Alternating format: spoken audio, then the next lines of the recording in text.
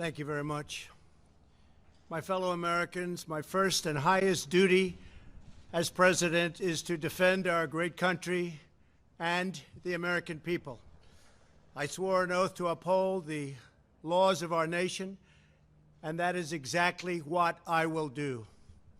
All Americans were rightly sickened and revolted by the brutal death of George Floyd.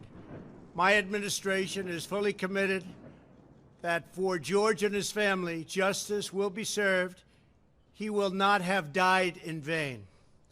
But we cannot allow the righteous cries and peaceful protesters to be drowned out by an angry mob. The biggest victims of the rioting are peace-loving citizens in our poorest communities.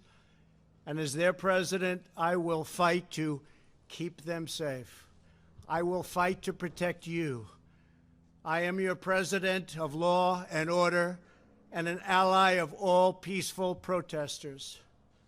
But in recent days, our nation has been gripped by professional anarchists, violent mobs, arsonists, looters, criminals, rioters, Antifa, and others.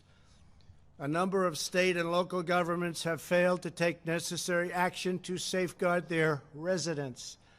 Innocent people have been savagely beaten, like the young man in Dallas, Texas, who was left dying on the street, or the woman in upstate New York viciously attacked by dangerous thugs.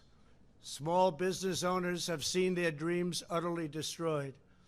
New York's finest have been hit in the face with bricks. Brave nurses who have battled the virus are afraid to leave their homes. A police precinct has been overrun here in the nation's capital. The Lincoln Memorial and the World War II Memorial have been vandalized. One of our most historic churches was set ablaze. A federal officer in California, an African-American enforcement hero, was shot and killed. These are not acts of peaceful protest. These are acts of domestic terror. The destruction of innocent life and the spilling of innocent blood is an offense to humanity and a crime against God. That is why I am taking immediate presidential action to stop the violence and restore security and safety in America. I am mobilizing all available federal resources, civilian and military, to stop the rioting and looting, to end the destruction and arson, and to protect the rights of law-abiding Americans, including your Second Amendment rights. Therefore, the following measures are going into effect immediately. First, we are ending the riots and lawlessness that has spread throughout our country. We will end it now. Today, I have strongly recommended to every governor to deploy the National Guard in sufficient numbers that we dominate the streets.